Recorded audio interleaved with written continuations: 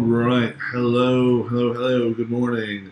Apologies, you might hear a bit of noise outside. The bin men are just coming around to take the rubbish away. So you might hear a bit of noise outside.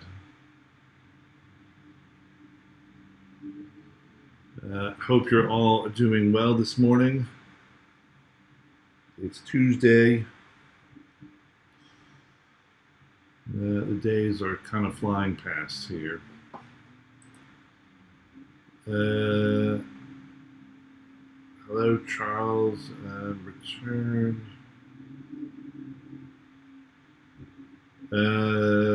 Looks like, Charles, you might be missing a parentheses. Hello, Nuan. Hello, Ying. Hello, Suleiman. Hello, Martha. Check your parentheses, Charles, I think.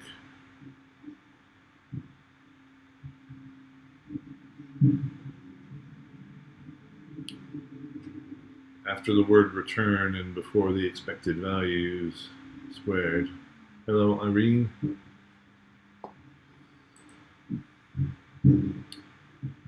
Always got to check your parentheses and your indentation and your quotation marks and these sorts of things. Ying, go ahead. DS Basic DS Modules Notebook.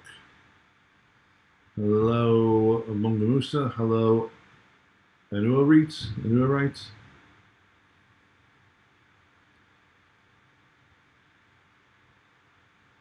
Apologies if I'm saying your name incorrectly. PLT plot NP A range.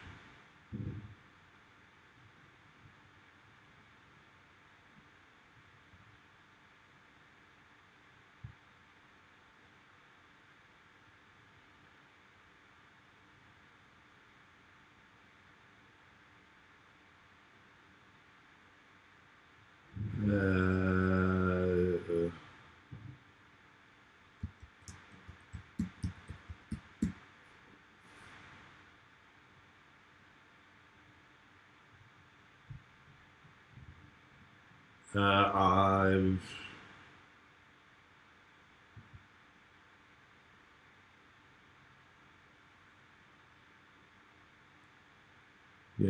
I mean, you're correct. NP A range.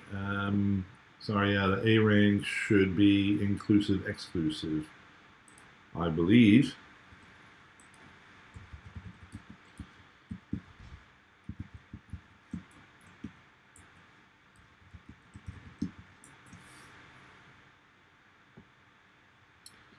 Right, said values are generated when the half open interval start to stop. So including start but excluding stop. Well, the graph plots until 0, so I'm not quite certain I know what you mean. I mean, usually when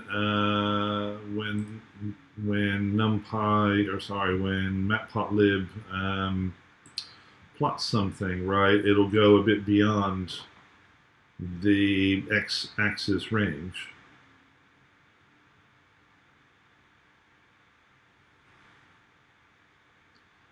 I mean, it goes to 0. It doesn't mean that it actually plots the point when x is 0. Right? This shouldn't be plotting the points when x is 0. It's just that it's displaying this on the axes, right? You know, the axes is chosen by matplotlib kind of by default. So while it may be showing 0, it's not plotting the point at 0.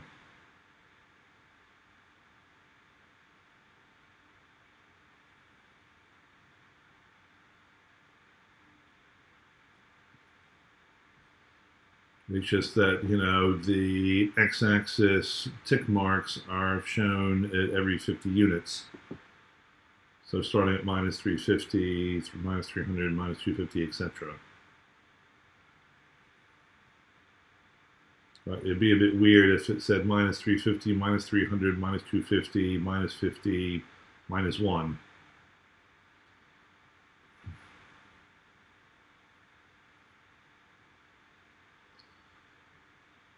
Adama migrator fails.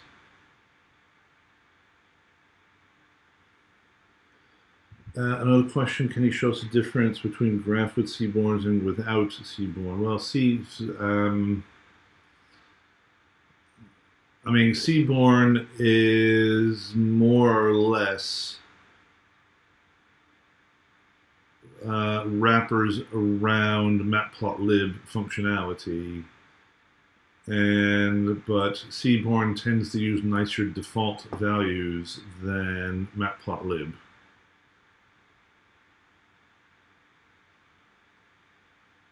So maybe I'm not quite understanding your question.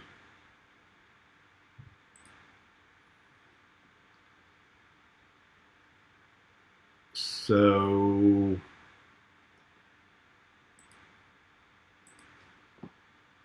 let me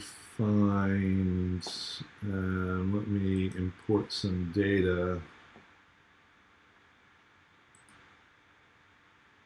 And let me find my notes here on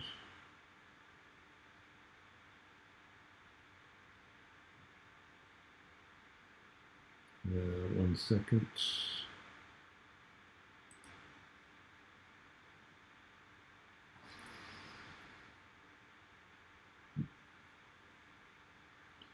So the standard defaults on matplotlib aren't actually very nice. I think in terms of the plots that it shows. So I could start writing a little notebook here and share this later.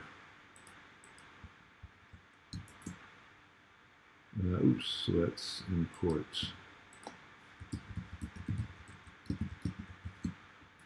We're not quite got to pandas yet, but I have some data right here, and say I want to, let's import.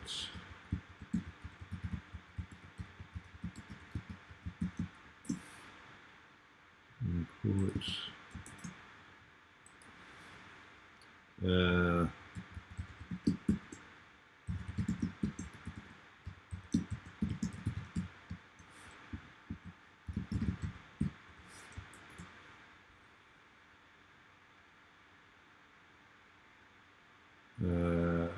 suppress this, right? Like here's a histogram. Like here's a histogram of some data in matplotlib. I mean, this is readable, but it's not very nice. I could say, so plt x label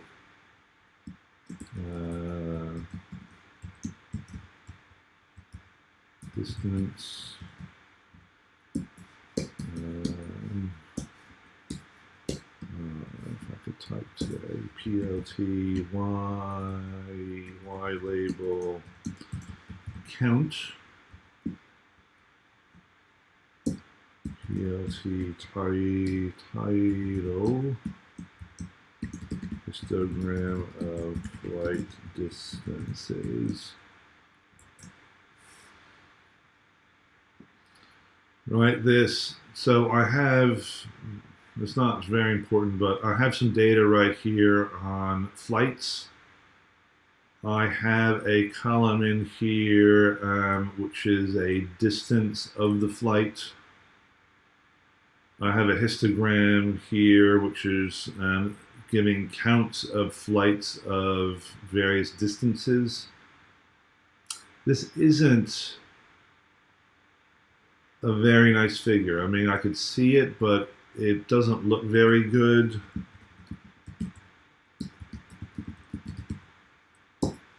If I import Seaborn, Seaborn has a function called set, a method called set, and this just creates nicer defaults for matplotlib. If I copy and paste this exact same code, but I run this after I have imported Seaborn and call the set method, I get, to me, a nicer looking plot, right? This is still a histogram, but if I compare this histogram and this histogram, I think this one looks nicer. It's easier to read. It's nicer to look at, it's easier to read. I mean, all right, maybe the bits out here at the end I don't see very well because they aren't very, well highlighted. But the other parts of the figure are much nicer. So I don't know if that's what you mean, graph with Seaborn and without Seaborn. So without Seaborn's defaults, I get this histogram. With Seaborn's defaults, I get this histogram. Like I said, the only thing that I've done in between running this code is to import Seaborn and run the Seaborn.set method. And I said, this right here basically, so this gives nicer default visualization parameters.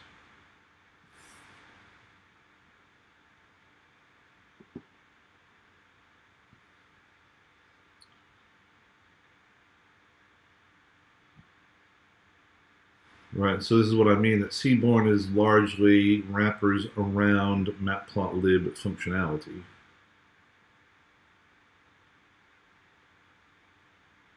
So if I'm using matplotlib, I, often will import matplotlib, but I will also import Seaborn. And even if I'm using matplotlib functions, I will still import Seaborn and run the Seaborn set command for the nicer visualization parameters.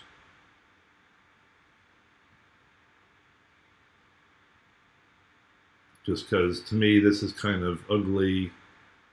This matplotlib figure is a bit ugly, and this one right here is nicer to look at.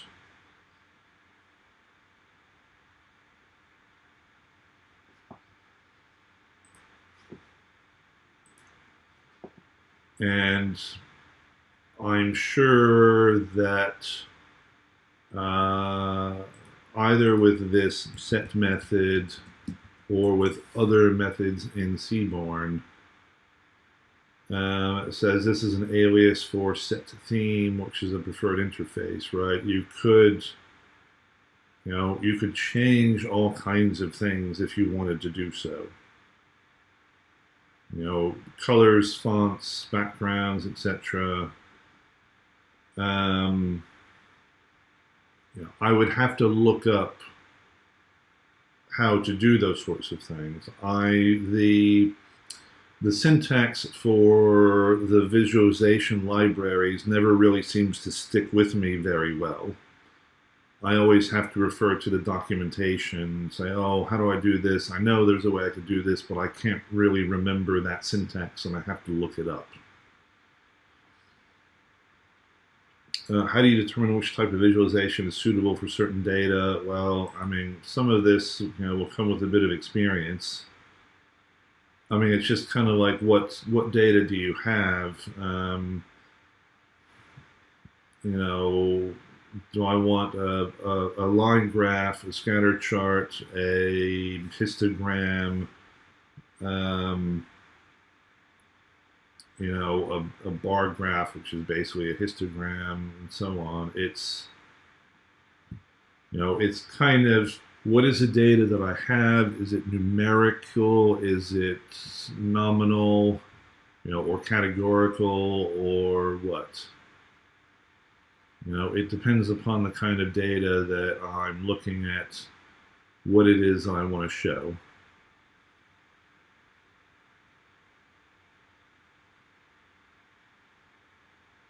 So,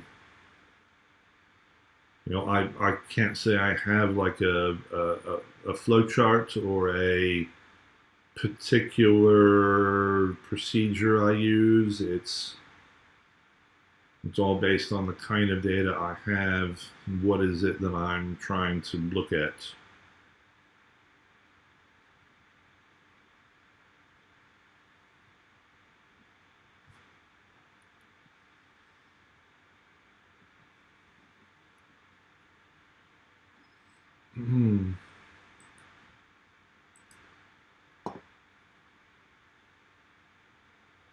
So,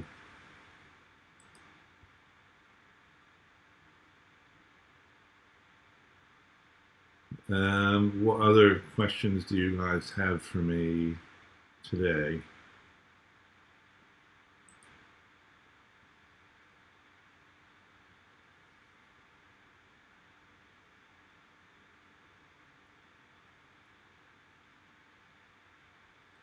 Hello, Mayank.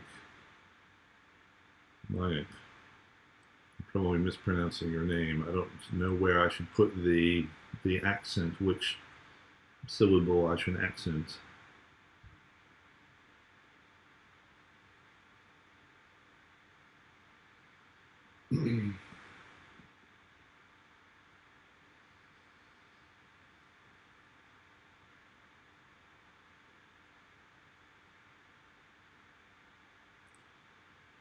Yeah, oh, sorry, yes. Yesterday we started with PW, and we did question 1, and I started question 2.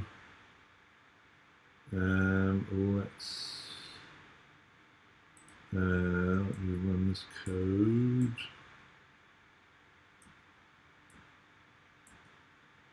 You are correct. Yeah, I didn't finish this question. So we did question 1, which is some summary statistics. Wrote some little helper functions, which, may not be necessary, but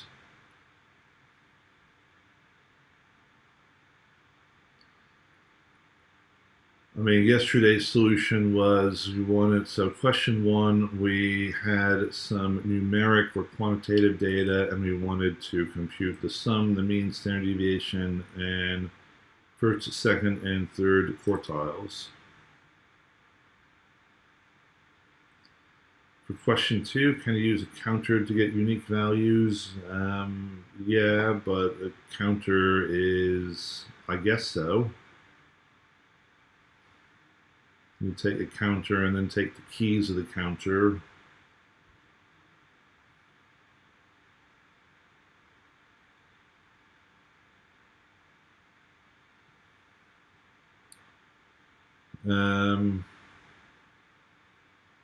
So sorry. So question 1, we wanted to compute the statistics for each of these 4 quantities. Items, quantity, NIC, and actual cost. We just wrote a method, this describe method, which would compute these 6 values.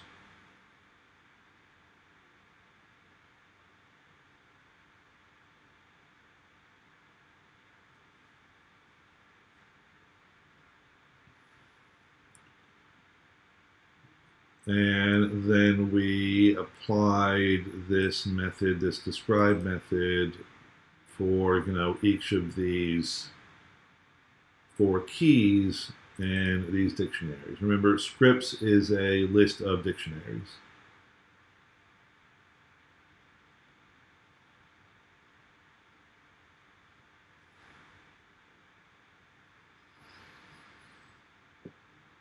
And so, for example, this describe method on the items, well, right, again, it gives us the total, the average or the mean, the standard deviation, and the first, second, and third quantiles of this data.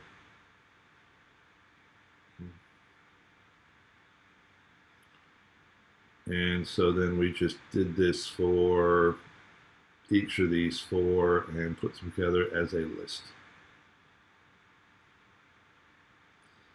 What's more important in an interview, knowing the syntax or the concept? Probably the concept would be a bit more important. I mean, obviously, if you know both the concept and the syntax.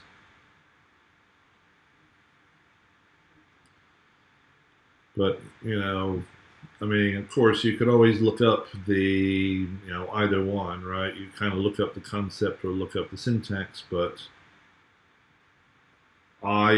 this is a personal statement. I don't know if this will always be true, right? But I personally, am a bit more impressed, maybe is the word. Someone knows the concept, and if they have to look up a bit of syntax, oh, I know I could do this thing. Oh, I can't quite remember how to do it in code. Oh, okay. Right, to me, that looks a bit better. But again, that's a personal opinion.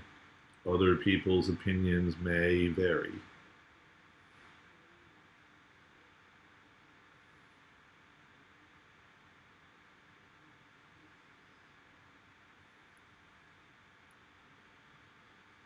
Sorry, the second question. So here question one, we did summary statistics. Question two, now we want to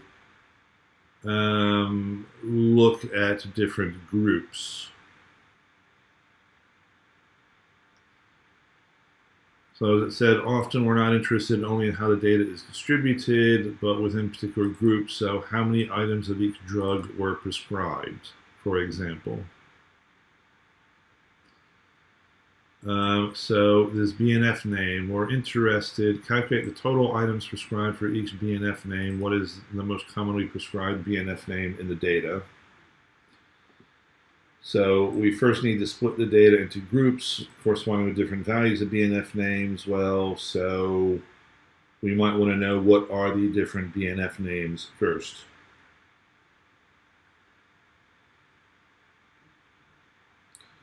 And I said yesterday, right, this is where we might commonly use the set data structure in Python. You might also hear some noise outside. Neighbors are taking their children to school at the moment, so they're not torturing their children. Their children are screaming, presumably screams of joy. So we use a set because, well, right, we want the unique values for BNF name. So I can make an empty set, and I can just iterate over the scripts and add the BNF names to this set, right? And it doesn't matter if I try to add the same string more than once, the set takes care of that for me. The set only keeps one copy. I could do this with this setting up an empty set and then iterating, or I could do this with a set comprehension, which is similar to a list comprehension, for example. Once I have my BNF names, then what we were saying yesterday, let me erase this, right, I have different BNF names. So we said here we'll construct a dictionary called groups using the BNF names as the keys. We'll represent a group with a list, because then we could append new members to the group. So this is what we were doing here. Right, we set up a dictionary. So I take each one of these BNF names in my collection of BNF names and initialize the value to an empty list. And then I iterate over my list of dictionaries. I find the BNF name, right? That's the key, and then I append this script to this list.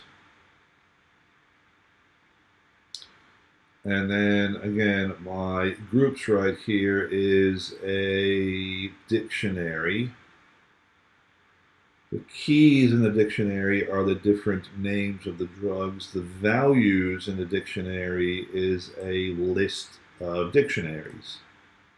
Right? Namely, it's the list of prescriptions for that particular item. So here there is, if I look at this one item, there are 4 prescriptions in this data. Right, all have the same BNF name. So we have our groups, and we want to sum up the items in each group.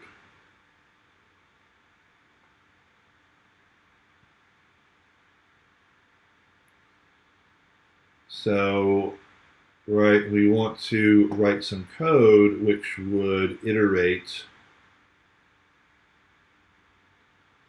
over these groups.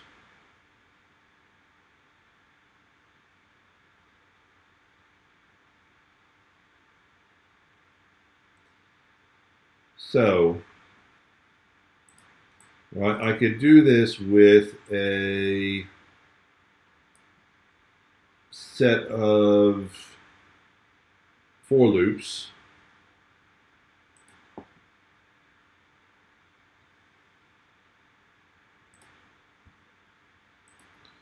Right, I could do this with a kind of collection of, I could do this with one comprehension, but let's first see how we might do this. So if I copy this one,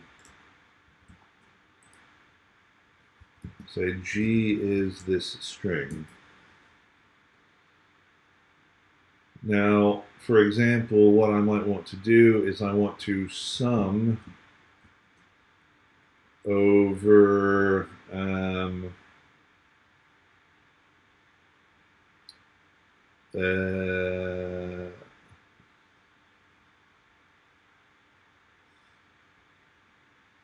so I want to sum over member of G, member of items for member in groups G.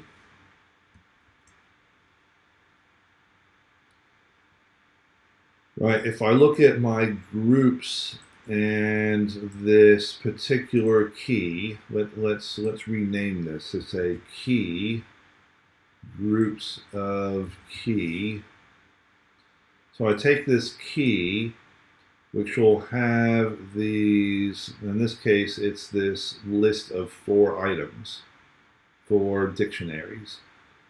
I want to sum up the value of items key in each of these dictionaries, right? So 1 plus 1 is 2, plus 1 is 3, plus 2 is 5, I get 5.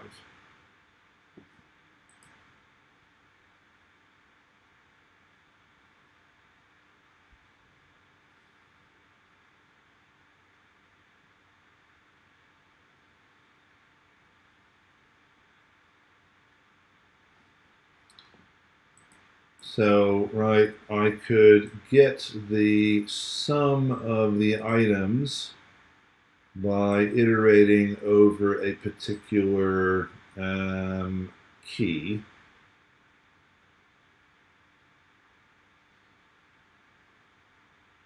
Now, right, I could create a tuple key sum.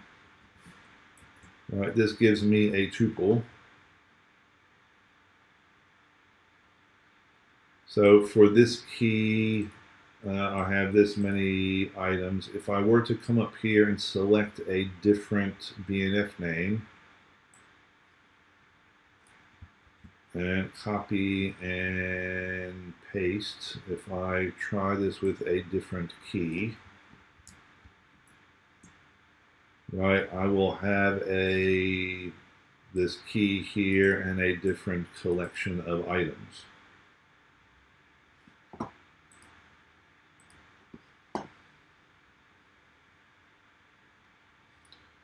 And again, if I try with a different key,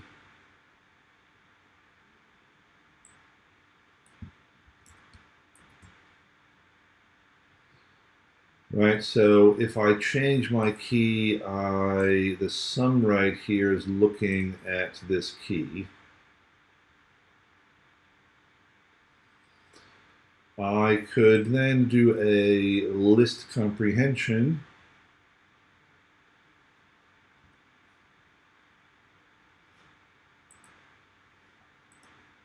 So I want to create a set of tuples for key in groups.keys.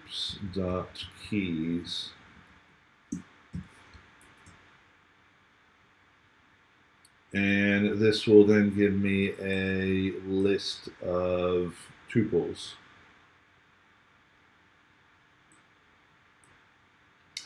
Right, like this inner comprehension right here is summing up the number of items within this particular group. And then I want to iterate over all my possible keys in my dictionary to get this list.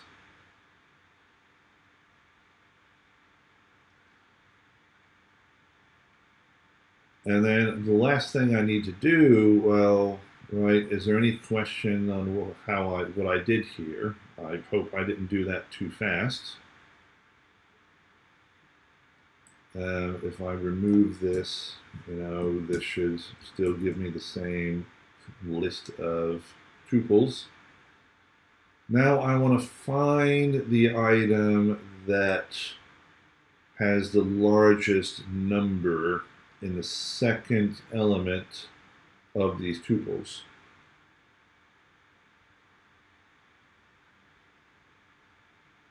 How am I going to do that? Remember, Python has a max function.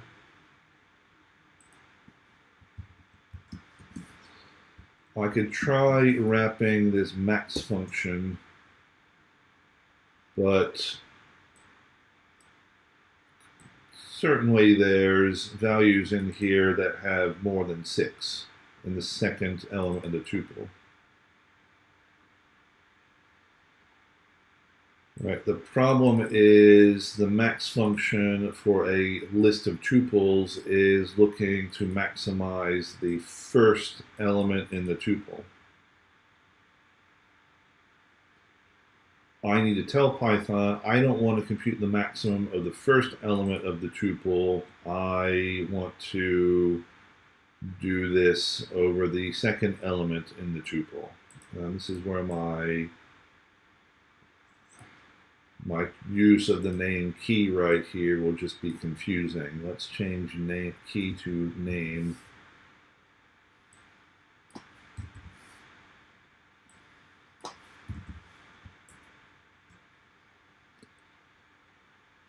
Apologies, I should have chosen a different variable name because the max function has a parameter that I could change, which the parameter I could change is itself called the key. So I've changed my variable to name, tuple name for group in groups name for name in groups.keys. So once again, let's go back.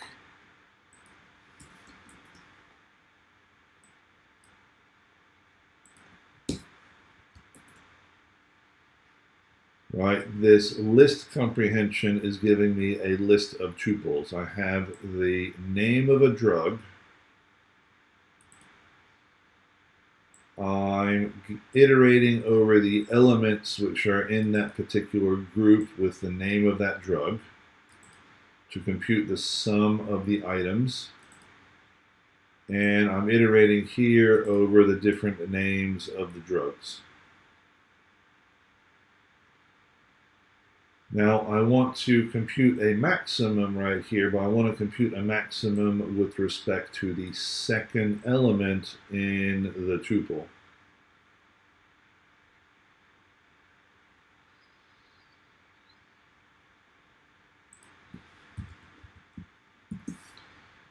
So again, Python has a max function, but by default, for tuples, Python will look at the first element of the tuple.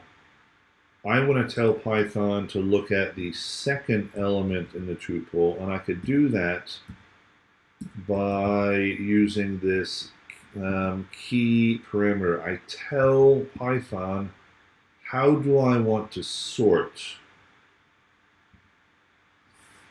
And this would be a lambda function, and I want to sort using the second element in the tuple. This is how I can get the second element in the tuple. X right here is a tuple. And I want to sort by the second element in the tuple. Lambda, if I could spell lambda correct.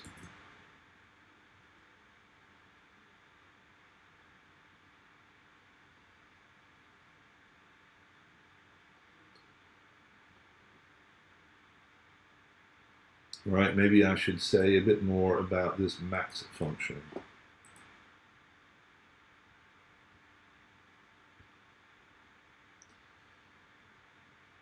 And Shipra, my suggestion is to check your quotation marks, your parentheses, your indentation.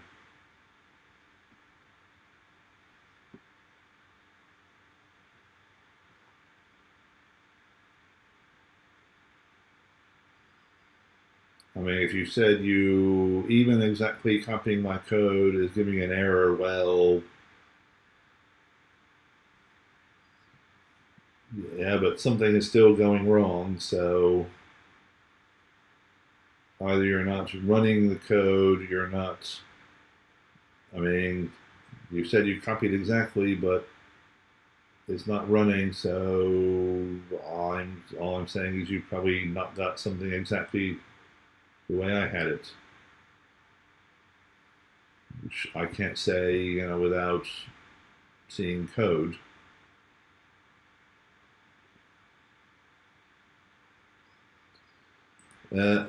Maybe I should talk a bit more about the max function a bit, just to, so let's say Z is, let's create a list of tuples. So Fred and 10. And George and 7. And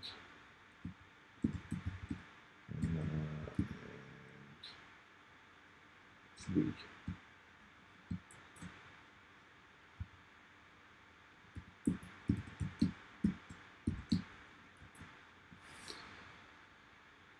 Right, so if I have a list of tuples, let's change a few things around just to make things slightly interesting, right?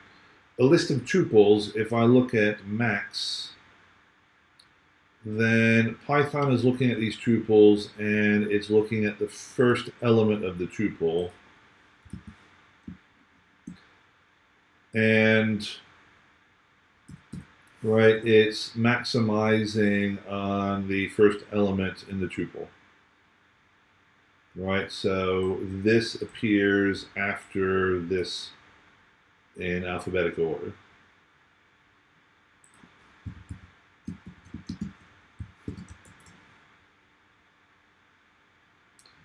Right, similarly, minimum, it's looking at the first element in the tuple. If there's a tie in the first element in the tuple,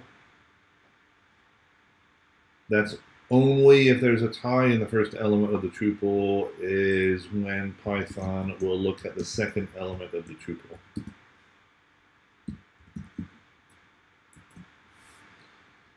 Right, if there's a tie in the first element of the tuple, Python will look at the second element. Yeah, it will return. I'm just talking about the min and max function. Right, if there's a tie in the first element of the tuple, only then will Python look at the second element of the tuple. However, the idea is that I could tell Python, hey, I don't want you to look at the first element of the tuple. I want you to look at the second element of the tuple in order to do my sorts.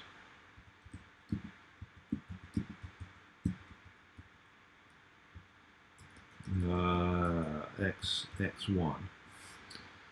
Right, this key parameter right here is how I could tell Python, oh, don't look at the first element of the tuple to take the minimum.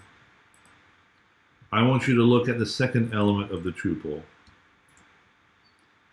And therefore it will find the tuple that has the smallest value in the second element of the tuple to minimize. Or similarly, I could say, oh, look at the second element of the tuple to maximize this function. Right, look at the second element to compute the maximum, right? The key right here is how you're telling Python to order the tuples. If you don't tell Python otherwise, again, if I have a tuple, Python will look at the first element of the tuple. Only if the first element is the same will then Python look at the second element.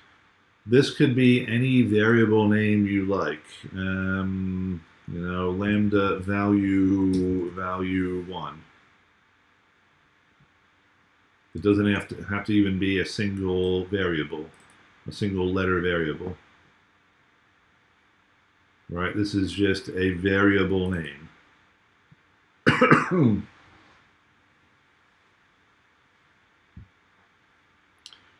Whatever you want to call this variable, well, except, Z perhaps, because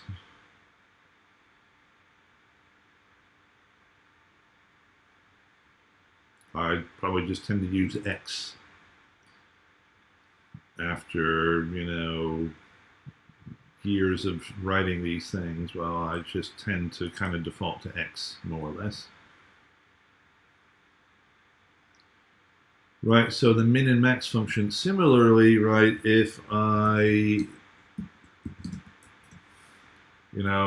if we use the sorted function to sort a list of tuples, by default, it will sort the list of tuples in ascending order, looking at the first values of the tuples. If there's a tie, then it will look at the second values to break the tie.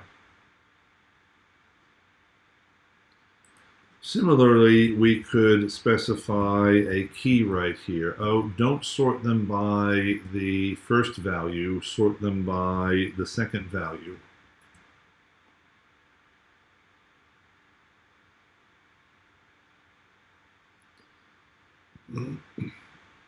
Right, if I want to sort this list of tuples, don't sort them by the Now the first element in the tuple, sort them by the second element in the tuple. So we get minus 10 before 3, 3 before 7, 7 before 17.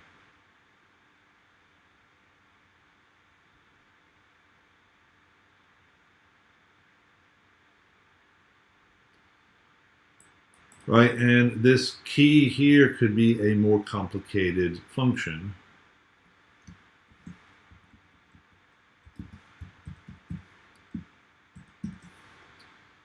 Right, here I'm basically saying, well, I want to sort the tuple, look at the second element in the tuple first. If there is a tie in the second element of the tuple, then look at the first element of the tuple. If I come back here and I say and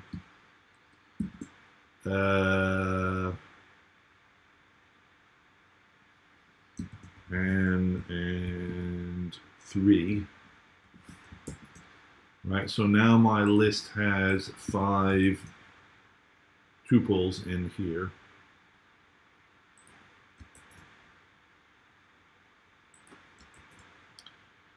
Right, if the second, right, I'm basically kind of say, well, when I sort these tuples, consider first the second element in the tuple, and then the first element in the tuple if there are ties in the second element, right? So this is if there's a tie, if there's 3 and 3, well, break them in the order by considering the first element. Right, so this key function, we can specify how we want to sort things, or how we want to take a max or min.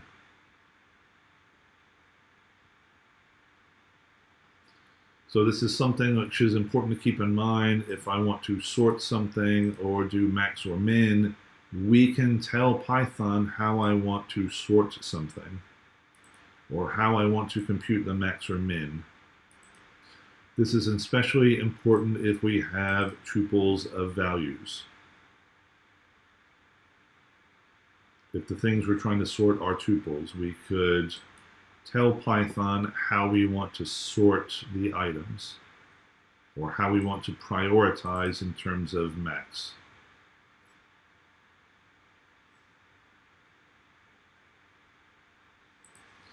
And that's what I'm doing here. I'm telling Python, hey, consider the second element in this tuple when I want to compute a maximum. I could, if I wanted to be, absolutely, sort of precise, what would happen if I were to have a tie right here, and if there was another drug where there was a tie, right? It had the same total items prescribed. Well, then I might want to say, right, take the alphabetically first one, for example.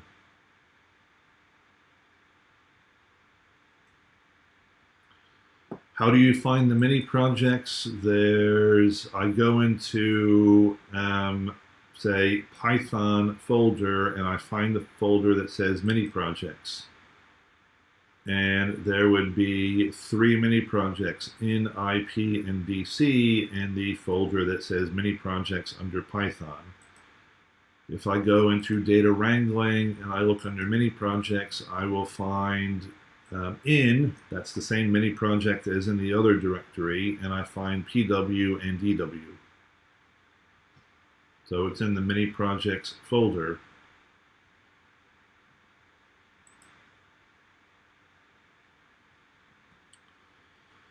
Right, so there's a lot going on in this one statement of code. Namely, I'm iterating over the keys in this dictionary. Within this group, with this particular name, I'm iterating over those items in that group to compute the sum of this item's value. And then I'm putting them together in a collection of tuples. Every tuple looks of this form.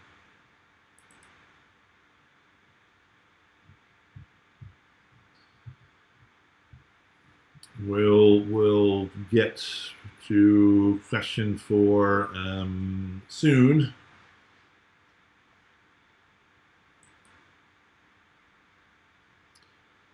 Right, so I'm creating a list of tuples,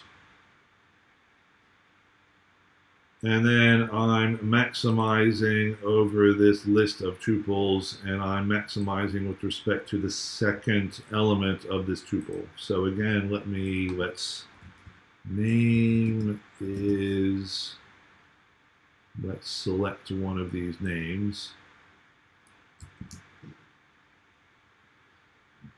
Let's look at a example here again, right? I want to create a tuple, name and sum of member items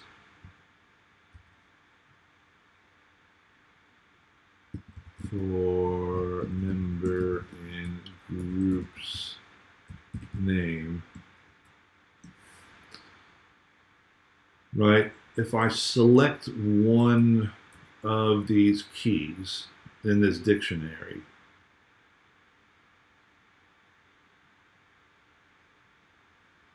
let's even do this here, right? I make this name, remember my groups of name.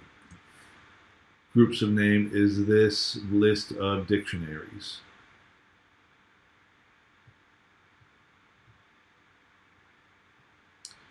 What I want to do is I want to get the value associated with items for every element in this list of dictionaries.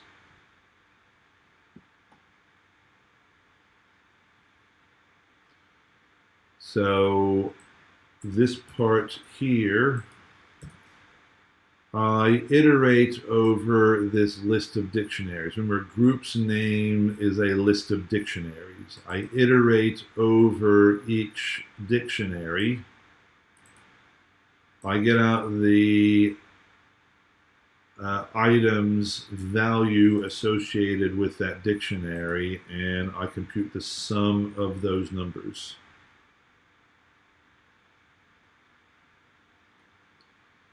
Right, so again, 1 plus 2 is 3, plus 1 is 4, plus 2 is 6, plus 1 is 7, plus 1 is 8.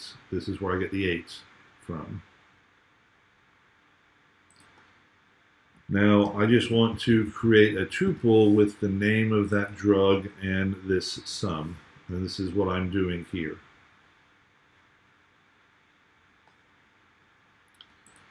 Now I want to repeat this for every name which is a key in my dictionary. So I want to create a list of tuples.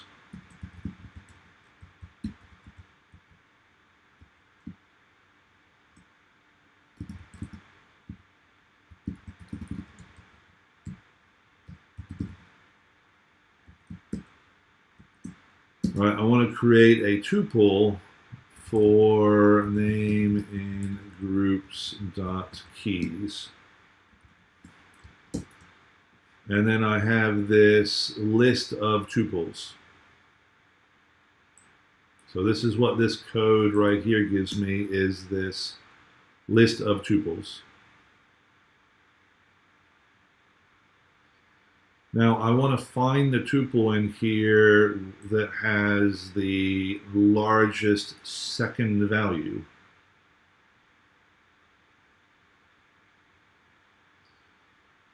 And this is what this max function right here will do, right? I take a maximum over this list of tuples, but I say I want to take a maximum with respect to the second element in this tuple. And so this max will give me this one item.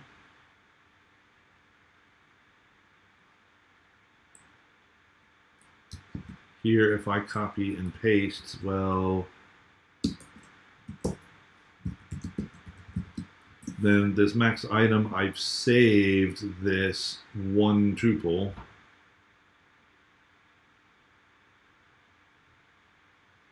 And I need to be a little bit careful, as it said, I need to have a list of one tuple.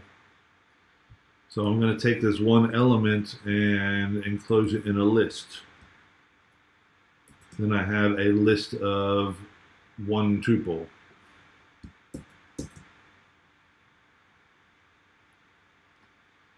As it says, if you get an error, make sure your answer conforms to the correct format with a list of one tuple in it.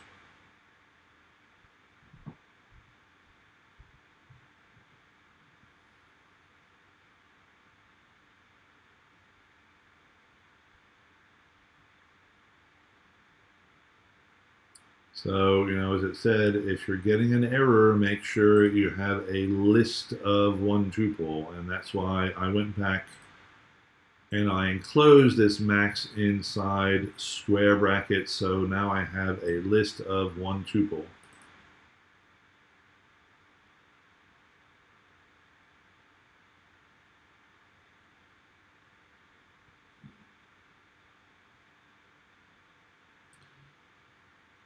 And tomorrow we can talk about this. Say, write a function that constructs groups as we did. The function should accept a list of dictionaries, e.g. scripts or practices, and a tuple of fields to group by. A tuple of fields to group by. Something to keep in mind. So it could have a tuple with one value or a tuple with two value to group by, returns a dictionary of groups.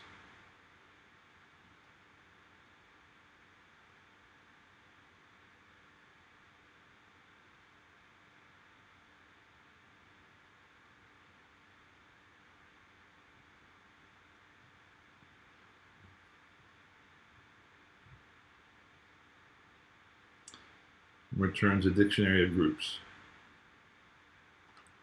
When would I recommend to use OOP classes compared to dictionaries?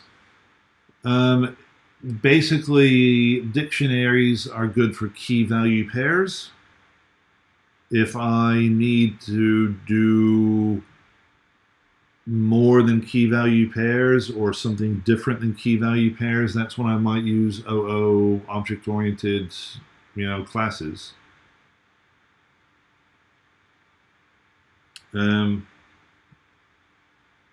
Remember, a class will give me opportunities to define things like a repr method, how I want this class to be printed.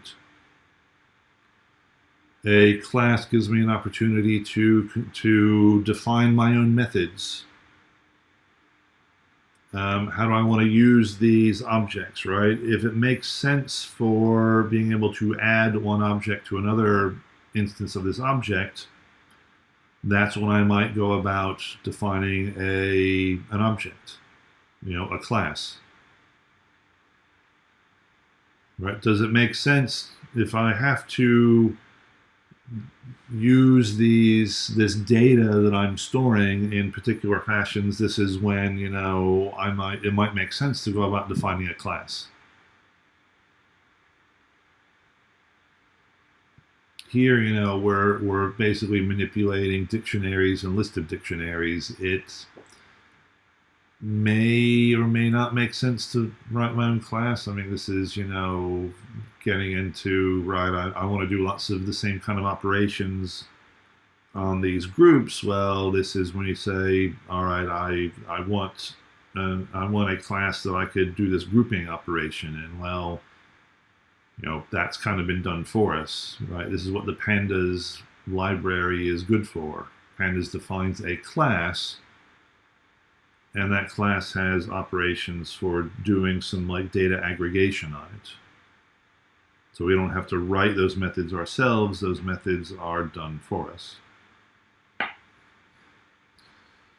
We'll pick up here tomorrow, and we'll talk about writing this function that constructs the groups, as we did above, right? But go back and take a look at the code that I've written, right? Again, I could do this type of iteration for one name, right? I take a name which is a key. What is it? This is a list of dictionaries. I want to create a tuple which will sum up some field in that list of dictionaries. Well, I want to repeat this for all of my keys in my groups to create this new list of tuples. And right, again, I want to maximize over this list of tuples, but I want to maximize with respect to the second element. Right, so it's putting all these things together. And of course, when you have done this many times, when you have the experience you've done this many times, well, I might go straight to writing this code. But if you can't go straight to writing this code, and I wouldn't expect you to be able to go straight to writing this code at this point, well, you have to look at how can I build this up one piece at a time. So it's not a bad thing that you have to write code in incremental stages at this point. Don't feel bad if you can't just immediately write down this code to find the solution. That's not what we...